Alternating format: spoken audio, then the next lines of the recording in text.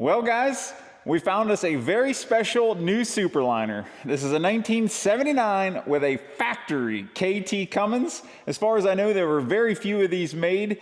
Let's go check it out. Matt's coming over. We're going to ride over to West Elizabeth and see what this thing looks like.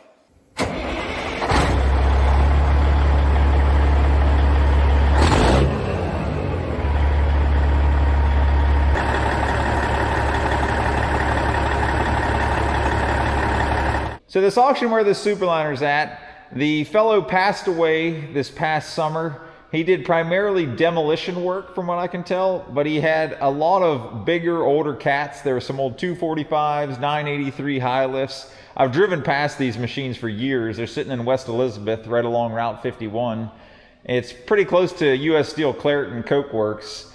I think some of the high lifts may have worked in the mill at some point in their life, but I don't know, it's just cool. You knew the location, knew a little bit of the history. From what I've heard, this guy took really good care of all of his equipment.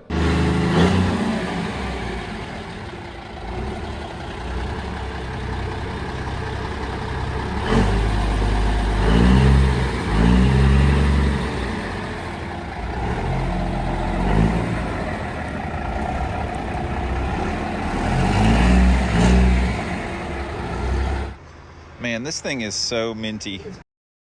Like, the pictures did not do it justice of how this thing is a time capsule. I like it. You need this. I think that K it just looks so massive in there too. It goes, I mean, it like touches the firewall.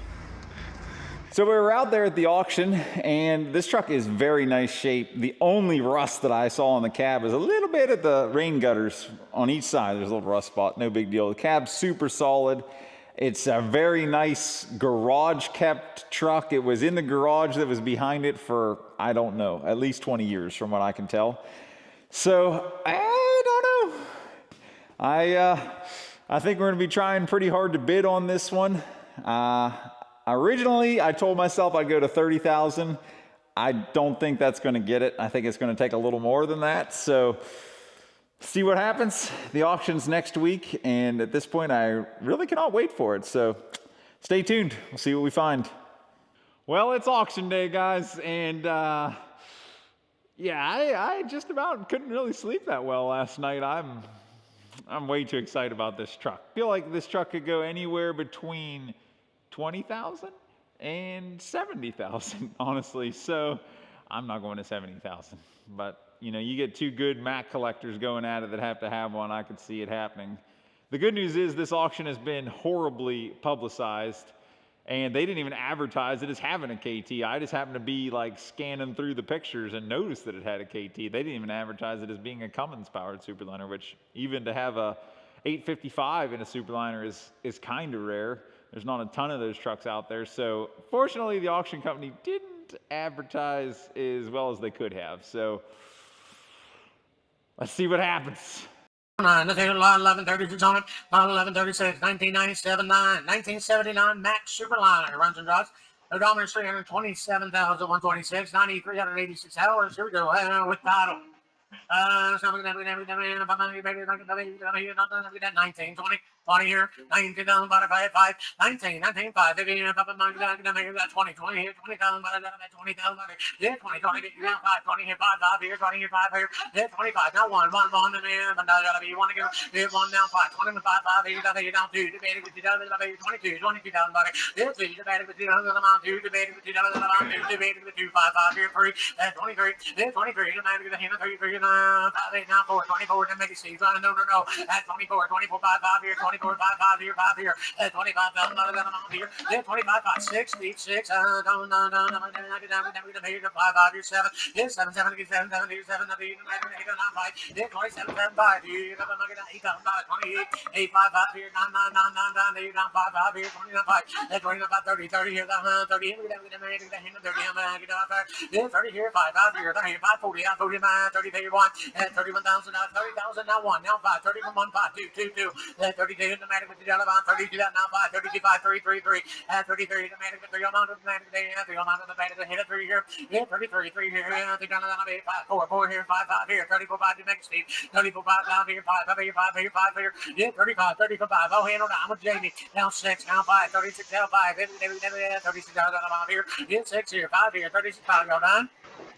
36, I got him outside. Yeah, 36 here, 5, 7, 7, 7 here, 37 down, buddy. Yeah, 7, 7, 7, down, 7, 7, here, on my baby, back in the bed, 37, 7 here. Yeah, 37, 7, 7, down, 37 here, down here. Yeah, 36, 5, 7, 7, 7 here, 37, y'all through, all done. Yeah, 36, 5, 37 pounds, here we go. Yeah, 7, 7, 37, back in the bed, up here. So, 36, 5. 2085 to Myers. We won! Yes! Well, I spent a little more than I wanted to, but I think it's worth it. I'm so excited. I am so excited about this truck. I cannot wait to go and pick it up. Well, it's pickup day here at the auction. All the low boys here first thing with us. We got to get the old girl out of the way. Got the oil checked out, still good.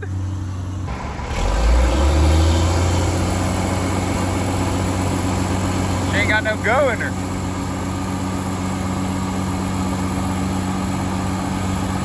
About a brand new undercarriage on this 977. While I was loading the truck, I met Denny's sister here, and she explained to me how much this truck really meant to Denny, and it was his pride and joy. He always took care of it. He would never let it sit out in the rain, anything like that. And she was very sad to see it go. I think it was sort of one of those, you know, final memories of her brother. I assured her that it was going to a good home, it was going to be taken care of, and it would still be inside just like it was here. Loaded up and heading out. You can see the 350s over there on the low boy now of Dom's. Well, we went, picked her up, got her brought home, but due to a huge error on my part, all the footage is gone. And just to make all other Windows users aware of how I screwed this up, because I didn't know this was a thing, and you should know this is a thing now too.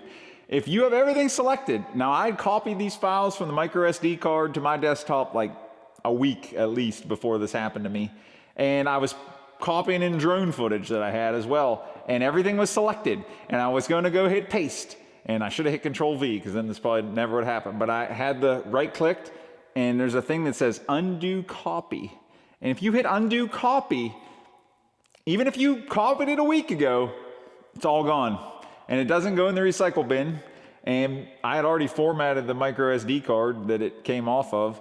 I downloaded a recovery tool, tried to recover the files, but the files I was pasting already pasted on that drive where I realized what all I had done, and it was an SSD, and they're gone. So the whole weekend we spent at the Gerhardt Mack show with Frank, and it was awesome, and we were airlifting shovels onto the trailer with ADD Northwest. I'm as sad as you guys that all that footage is gone. And we picked this truck up, went to the Gerhardt Mack show that weekend. I'm sure some of you saw it there. Maybe you saw us. I met a lot of really cool people. It was a really fun show out at Gerhardt's in Lidditz, Pennsylvania. So I'd definitely like to go back to that show. It was a ton of fun. I really enjoyed it. But anyway, let's put all this behind us, the video and a half that I lost. These things happen. So 1979 Mack Superliner 1 with a factory KT 450. Now Mack made KT 450s and KTA 525 Superliners. Now both of those trucks are very, very rare. The one thing I found from BigMacTrucks.com said this truck here, which is an RW 768, there were 14 of these trucks. They're all that were built. The KTA 525, and I want to say I want to verify all these numbers. I'm trying to get confirmation from the Mack Museum. The KTA 525, which is an RW 764, there was like 20 some of those. So both super low number trucks in comparison with the E9 Superliners. There's a total of like 5,000-ish E9s built, so not all those were in Superliners.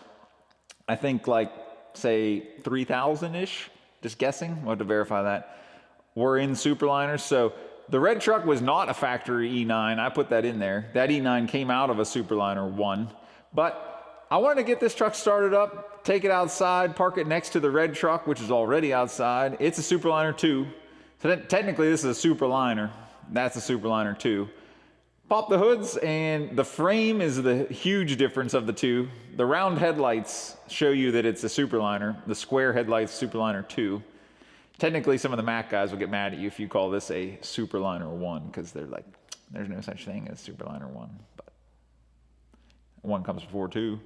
So we're going to get her out, park her next to the red truck, and do a little bit of comparison here.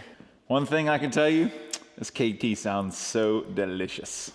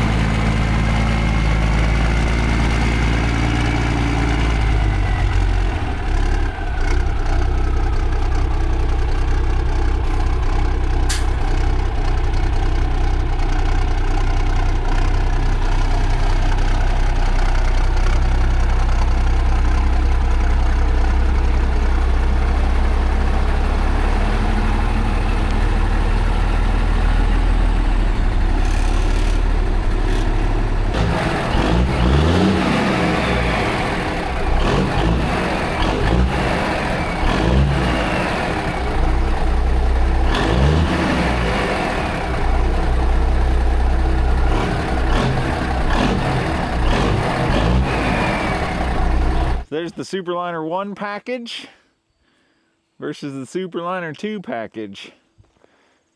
Now I'm still kind of learning some of the differences here, but I'll show you what I know, and probably some Mack experts can chime in and tell you a lot more than me.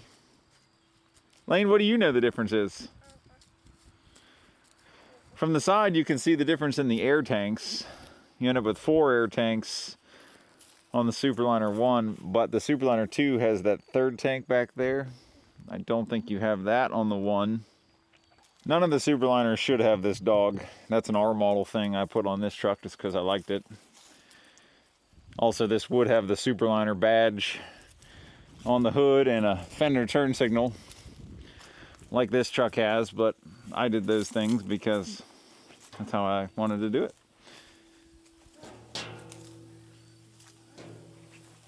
So this is an RW.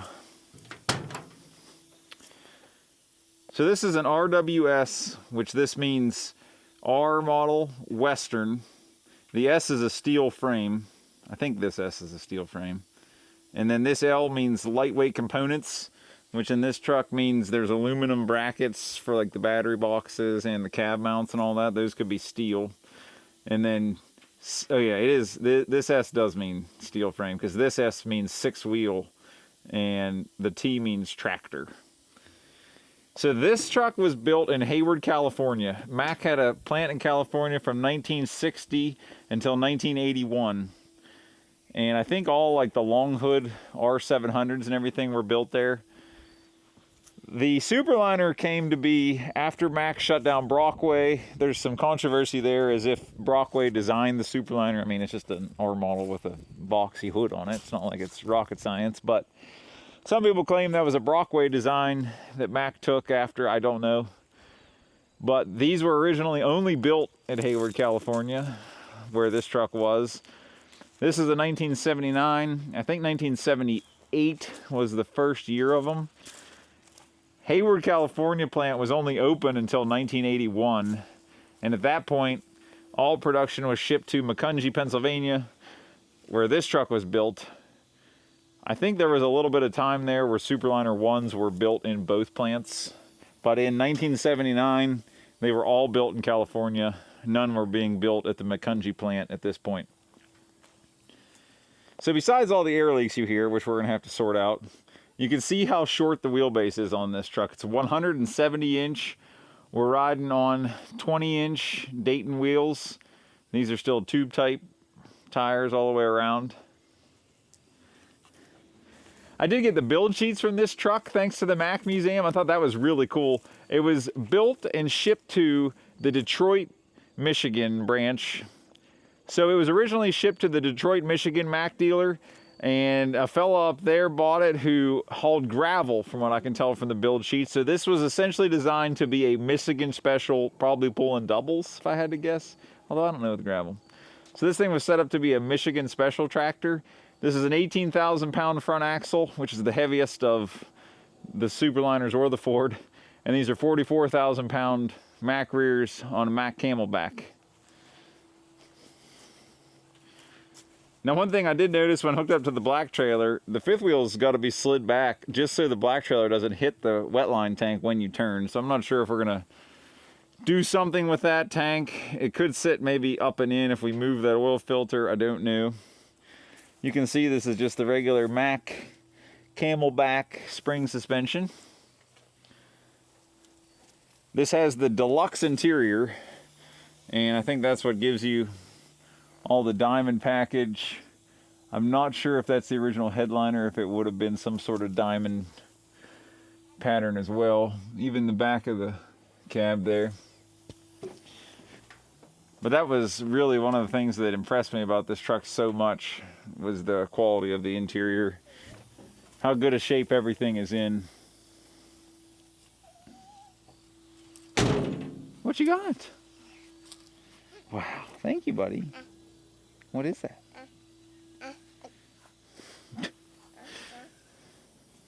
This truck was originally painted red with a black frame, according to the build sheets. What I learned talking to, so Dennis died, and he was a contractor there in West Elizabeth.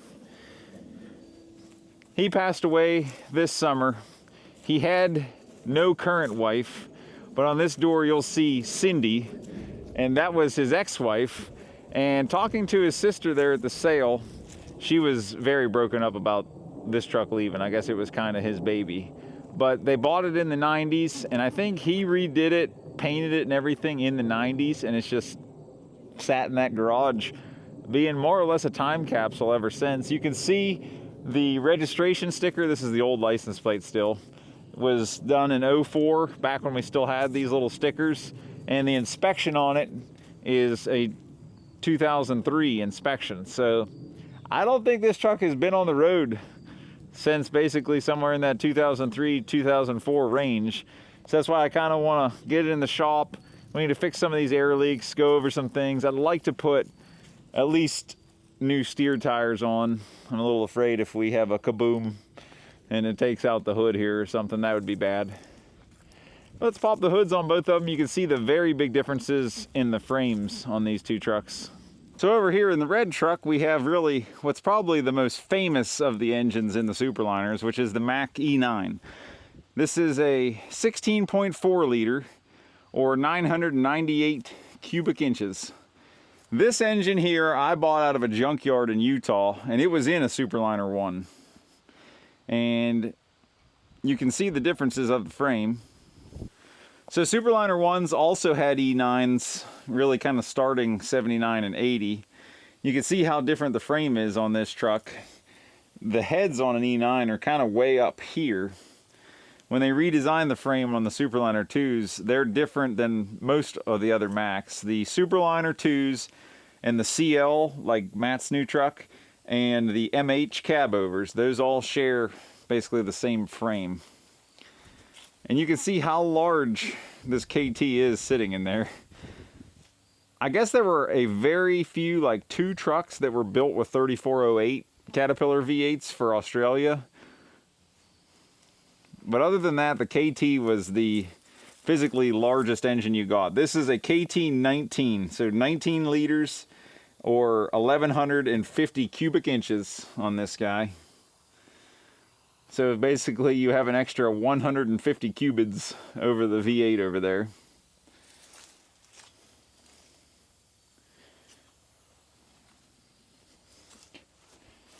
Now what makes this a KT 450 and not a KTA is the lack of an intercooler here. This is just an intake manifold. You'll notice on a KTA 525 or a KTA 600, they have a big water to air intercooler here. And there's probably more of those engines floating around than non-intercooled engines from what I've seen. I don't know if Mack put a bigger cooling package in on the 525s or if it was the same. It would be cool to kind of tune this thing up a bit, but I don't know. The originalness of it is also awesome. I mean, that KT really just fills everything up from the radiator to the cab. It is large and in charge in there compared to like an E6 would have been the 6-cylinder option. In the 70s, I don't know. I guess it would have been the E6 would have been out by this point. I never paid too much attention to the Mack 6-cylinders other than I know that I need more than that. So back here, you can tell a heavier Mack rear like a 44 like this by having the coned axles. So these are a floating bar inside of that cap to the differential carrier. And it has 6 bolts and not 8 bolts. From what I can tell, that tells you that it's a 44 and not a 46 or a 52 rear.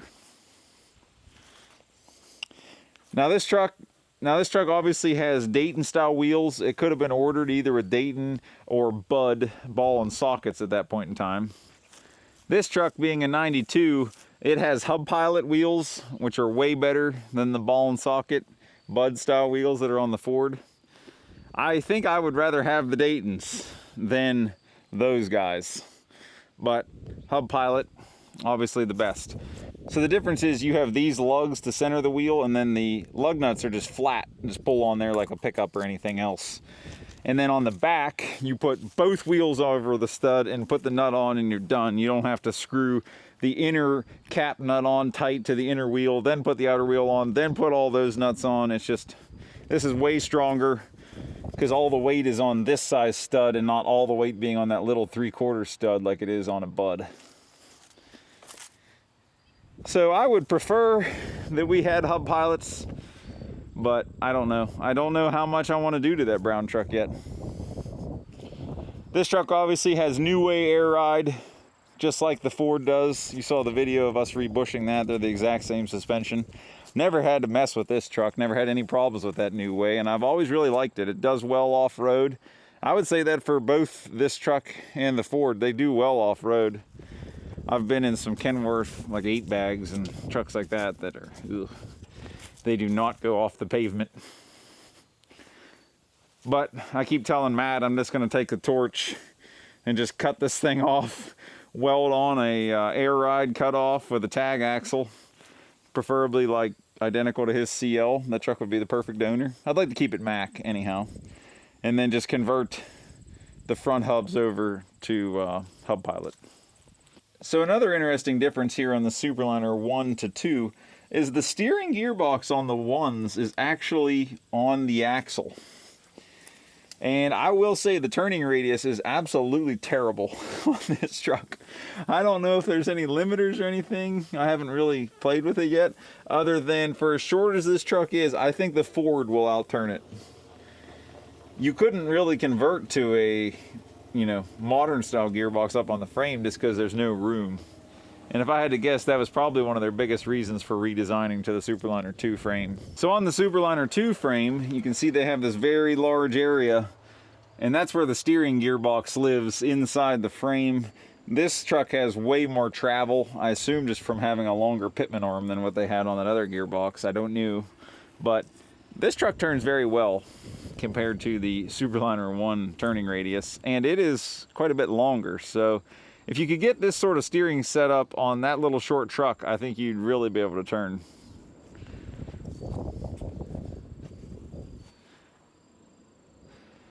This truck, because it's a Mack engine, and most Mack engines had an air-to-air intercooler on the front, one thought I had was we could get a Superliner 1 air-to-air, which are a little bit different. I think they're smaller too, so maybe the Superliner 2, if we could fit it, would work. But if we could put an air-to-air intercooler on that Cummins while we, you know, give it the horsepower package, that would be cool as well. Both of these trucks have the louvers in behind the radiator. That whole cooling package that's on this truck came off of a Superliner 2 that was a Canadian truck. So I think it kind of had more of a cold weather package. But the E9 radiator was quite a bit bigger than what this truck had with the E7. So the Superliner 1, it also has the louver package. It's all hooked up. You can see it's kept closed right now with the shutter stat. This little air cylinder right here, that's what runs those louvers, just to help the engine warm up better and stay warm in the winter. It's like putting cardboard in your radiator automatically. This truck does have a pretty sizable cooling package, so I think that may help the cause there on staying cool while we put the ponies to this thing. So 450 horsepower is essentially the lowest horsepower rating on these. Now with 19 liters, you think, like I think, it's not that much power for 19 liters.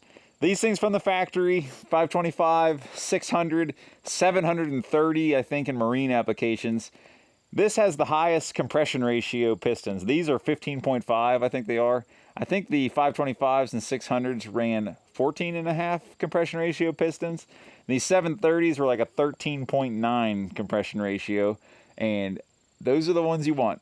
If you put the 730 horse pistons in, put a lot of air and a lot of fuel to it, 1200 horsepower, really not a big deal for one of these KTs.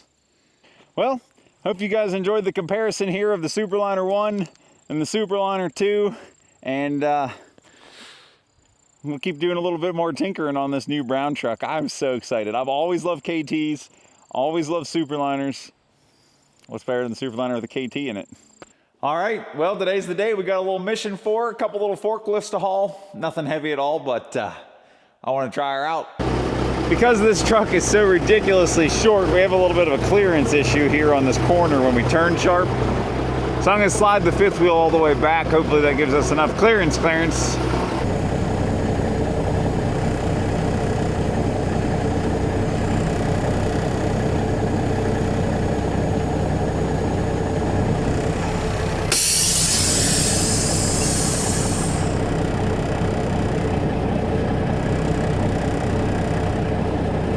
So the bad thing about doing it like this is now if you put a bunch of weight on the trailer, you're lifting on the front of the truck.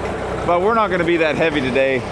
Going forward, I don't really know what we're going to do here. I'm kind of torn on, do we hack this truck in half, make it longer, put a tag axle on it, what I'd really like to do. Or we can move the wetline tank down to the side, move the wetline tank up into the headache rack, 10 inches or so. We'll figure it out. The old bungee cord express right now on our wet line. That'll work. So I'm selling Matt this beautiful service truck bed and picking up a dump body he has. I bought this, if you remember, I bought this for the A40. I was gonna make it a service truck, but I'm kind of abandoning that idea. I'm gonna make it a dump truck instead. So Matt has a dump bed. We're gonna do a little horse trading around here, a little cash for this guy, because you know, it's such a gem. And let's get her tied down and head on over to Matt's. Alrighty, we got her tied down. Let's see what the KT's made of. Woo!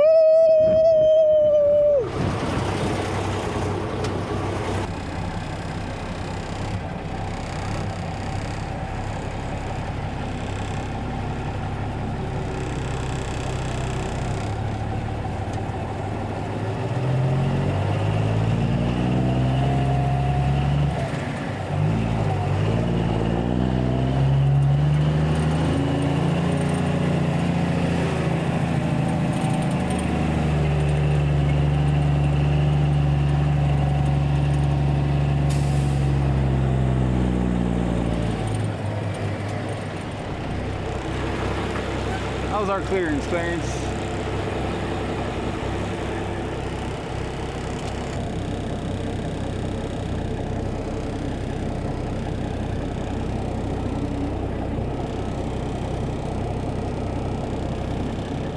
Well, looks like we have marginal clearance. And even with the fifth wheel all the way back, That's all the room we have. But hey, clearance is clearance. The old Jake.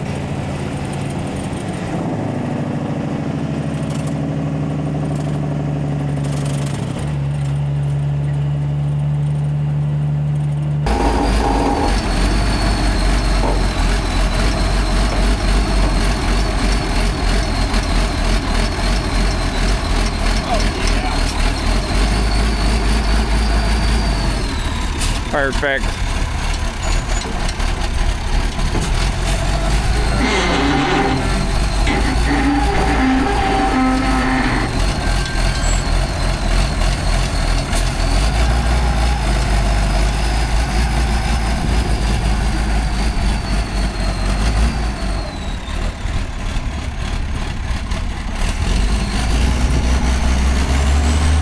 Off to her forever home in the woods.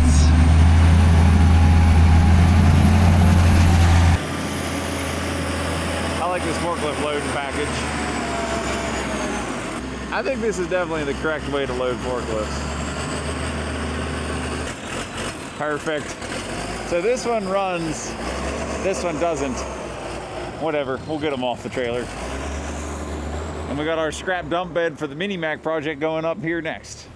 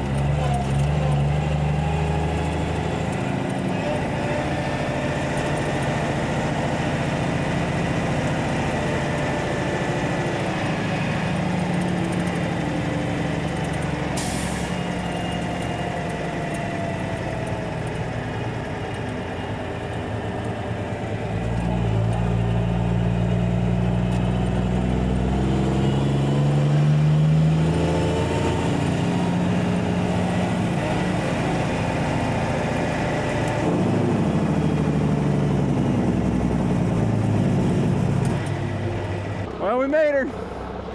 Let's get it unloaded. Kevin, I think a tug is the proper unloading machine here. I thought it was going to go through the ramp when I was all the way up on there. It doesn't look like it. Our poor little wrinkly deck, wrinkly metal here.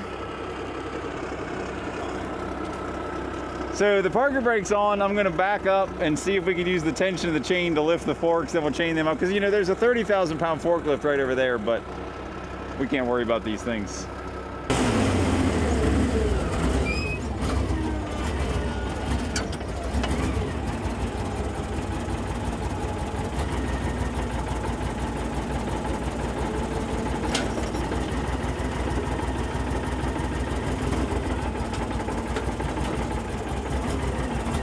You got the Parker brake on? I'll put it on and try to lift that. Or we're just not gonna worry about it. Oh, I see what you're saying. You're gonna lift it to tie it up? That's what I was gonna do, or do you just wanna say screw it? I don't think we're gonna hurt the trailer. You may just harpoon the ground. That's what I'm afraid of.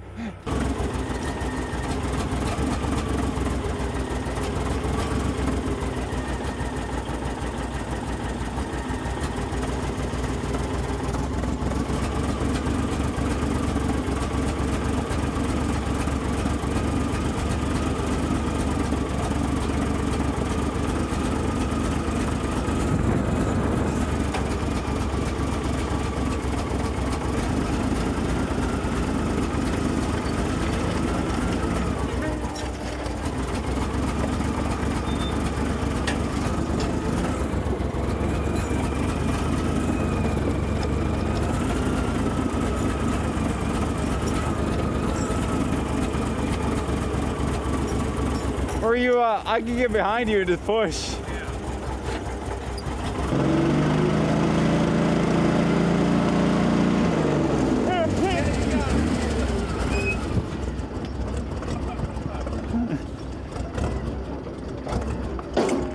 Ramming speed!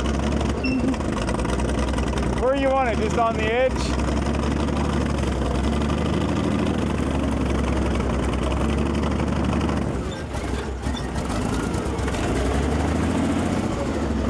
Man, what a unit.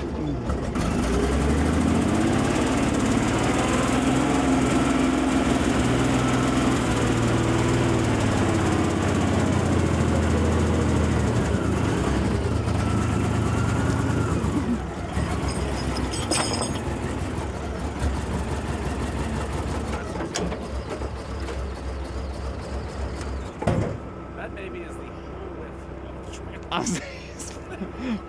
Is it off the other side then? No. Okay. Yeah, look at this quality.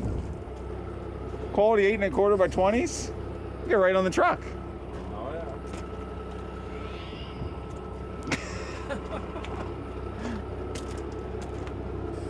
Oh yeah, that's definitely better than the steer tires we're going home on. It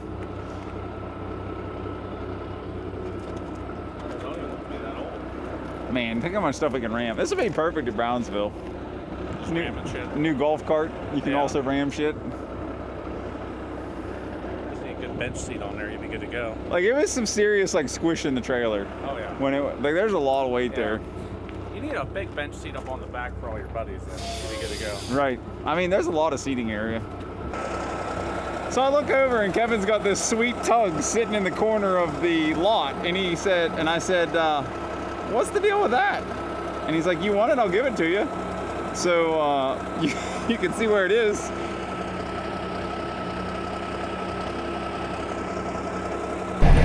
Well, you know, we might as well just show her the way up here to the steam show. Take this tug directly where we're going to want her anyhow. We're halfway there. So to Brownsville we go.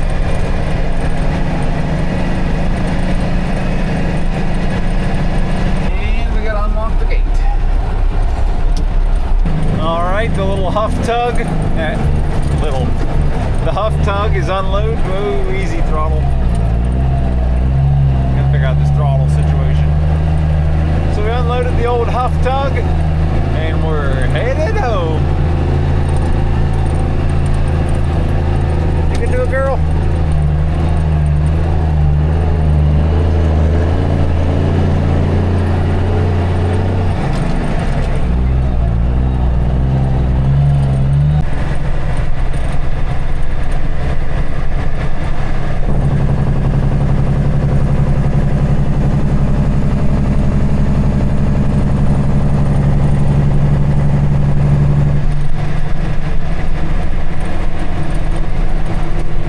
Well guys, you can see this morning we have a fair bit of frost.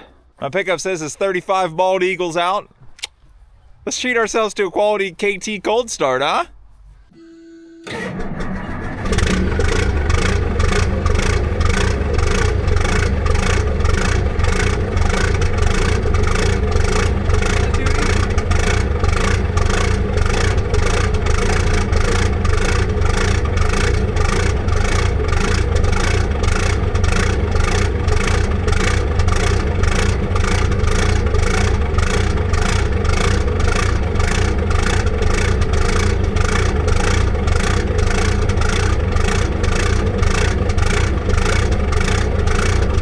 So much smoke keeping the mosquitoes down.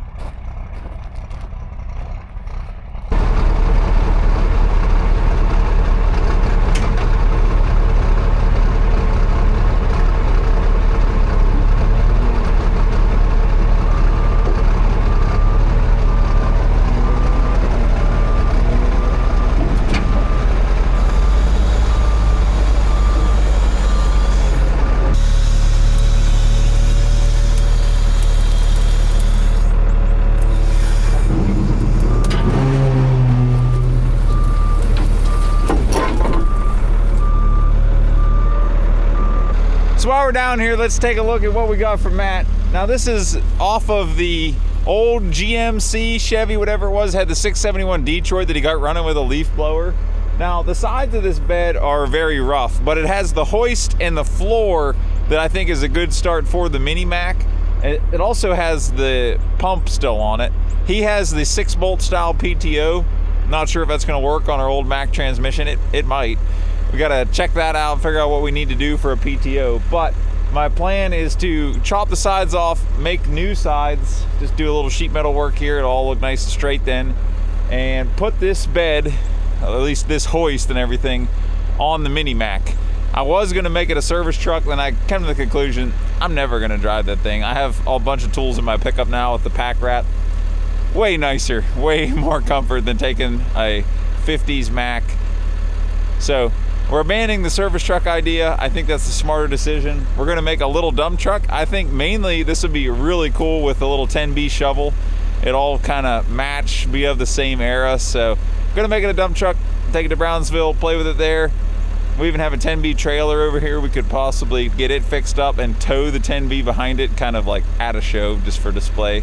But Mini Mack, gonna be a dump truck. I mean, we needed our oil filters and we needed to warm it up, so we might as well drive it there. All right, I think we got all the filters we need. McDonald's? Nailed it. Let's go change some oil.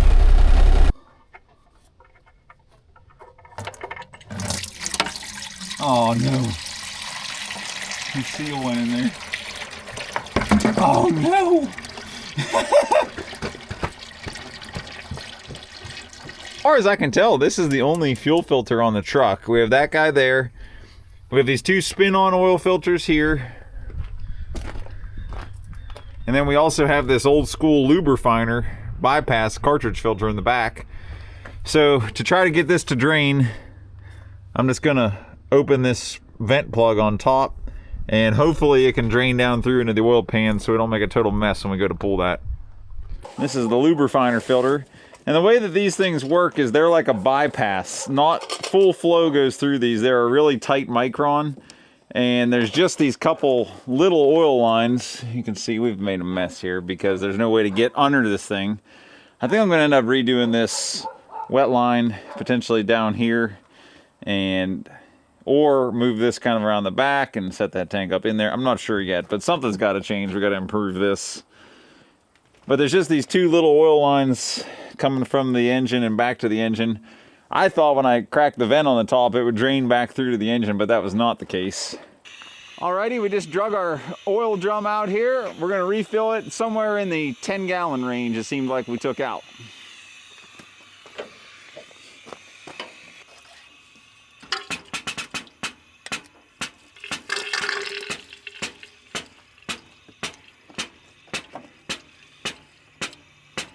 And let's not forget to screw our new oil filters on there as well. Let's do everyone's sin here and pre-fill the oil filter by the inside. It'll be all right. I pre-filled the fuel filter when I put that on, so hopefully it starts okay.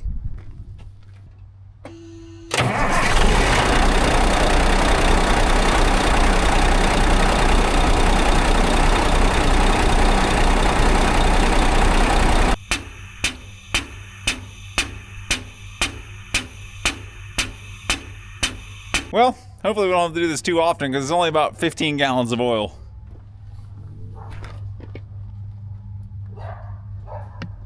And she's full.